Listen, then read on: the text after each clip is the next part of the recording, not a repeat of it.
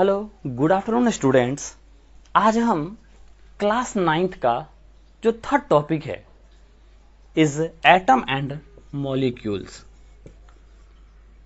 Atoms and molecules.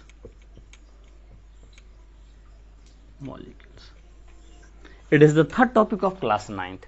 Today we will discuss about what is the atoms. What is the atom?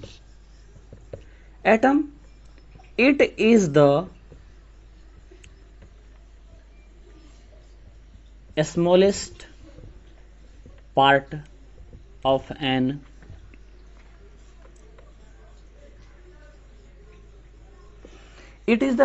part of an element. They cannot exist in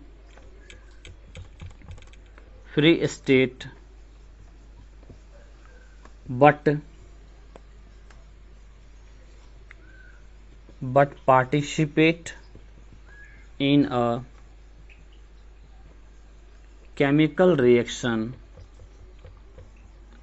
Chemical reaction is known as atom. Example में sodium atom है, magnesium atom, aluminium atom, potassium atom. But sir अगर हमने लिखा 1/2 O2, it is oxygen atom. It is the oxygen atom. 1/2 H2, it is the hydrogen atom. And also all are the atoms, example of atoms. You can also represent it O star and H star, it is the nascent oxygen atom and nascent hydrogen atom. Nascent oxygen atom and nascent hydrogen atom. And another example of atom is as like it is a building. One brick is the smallest part of building. That means one brick is a atom. This is a cloth. One yarn is the smallest part of cloth. It means it is known as atom. जैसे हमारे hair में इतने सारे बाल्स हैं, हमारे head में इतने सारे बाल्स हैं, इनमें से एक बाल अगर आप निकाल लेते हैं तो ये क्या है? एक एटम है। उसी तरह से एलिमेंट के, जैसे मान लीजिए एक आपके पास आयरन का रड है, इस रड को आप इतने स्मॉलेस्ट पार्ट में डिवाइड कीजिए जिसके बाद वो डिवाइड नहीं किया जा सकता है। इमेजिन कीजिए आपने इसे 1000 टाइम्स में डिवाइड किया, इट्स 1000 टाइम्स डिवाइड किया, जो इसका 1 पार्ट होगा, इसको 1000 टाइम डिवाइड किया, जो 1 पार्ट होगा दैट इज कॉल्ड क्या कहलाएगा? एटम्स कहलाता है। तो एटम क्या होता है? स्मॉलेस्ट पार्ट होता है जो फ्री स्टेट में नहीं होता है बट केमिकल रिएक्शन में पार्टिसिपेट करता है, दैट इज कॉल्ड क्या कहलाता है? एटम कहलाता है। एग्जांपल हमने लिखा sodium atom, magnesium atom, aluminium atom, potassium atom. और ऑक्सीजन एटम को रिप्रेजेंट करते हैं 1/2 O2 से, या O स्टार से लिखेंगे तो nascent oxygen. Nascent oxygen it means highly reactive. Another points, they can not exist in free state. Free state कहने का मतलब हुआ जो कि इन्वायरमेंट में अगर आप छोड़ देने के बाद वो आसानी से नहीं रह सकता है बिना कंबाइन किए हुए। ठीक है, तो ये टर्म हो गया आपका किस चीज का? एटम का। नेक्स्ट पॉइंट है ये कि सर मॉलिक्यूल क्या होता है। जैसे आपने बात की सर मॉलिक्यूल का, तो मॉलिक्यूल क्या होता है? Molecule, it is the smallest part of a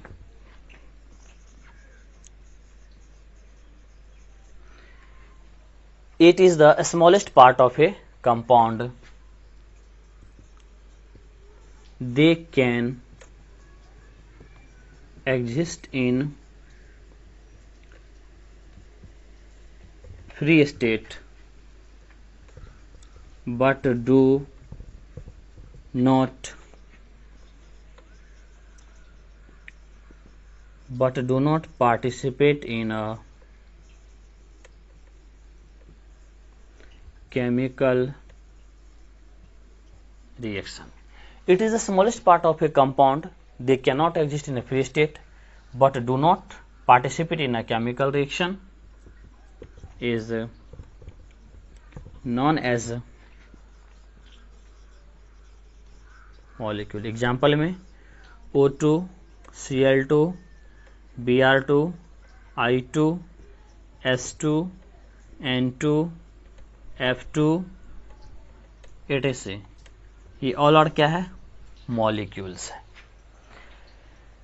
तो इसमें भी मैंने डेफिनेशन लिखा है, ये किसका स्मॉलेस्ट पार्ट है? कंपाउंड का। जैसे एग्जांपल में लिखता हूं आपको, water it is a compounds and CO2 is a compound, H2SO4 is a compound, HNO3 is a compound. ये सारे सारे क्या है? कंपाउंड्स। इनमें से यानी कि इन कंपाउंड के जो स्मॉलेस्ट पार्ट होते हैं, सर इस कंपाउंड में तो हमें यहां पे 3 एटम्स का दिख रहा है, सल्फर भी है सर, हाइड्रोजन भी है एंड ऑक्सीजन भी है। सर इसमें हाइड्रोजन है, नाइट्रोजन, ऑक्सीजन है, इसमें सर कार्बन ऑक्सीजन है, इसमें हाइड्रोजन एंड ऑक्सीजन है। तो जो कंपाउंड होता है, कंपाउंड का डेफिनेशन क्या होता है? When 2 or more element chemically combined at a definite proportional by mass ratio is called compound कहलाता है। यानी कि जब 2 एटम या 2 एलिमेंट्स जब आपस में कंबाइन करते हैं एक डेफिनेट मास रेशियो में, तो जो फॉर्म होता है दैट इज कॉल्ड कंपाउंड्स कहलाता है। उसी कंपाउंड का जो स्मॉलेस्ट पार्ट होता है वो क्या कहलाता है? मॉलिक्यूल कहलाता है। यानी कि इस सल्फ्यूरिक एसिड में hydrogen, sulphur and oxygen 3 molecules participants हैं एंड इसमें हाइड्रोजन है, नाइट्रोजन है एंड ऑक्सीजन है।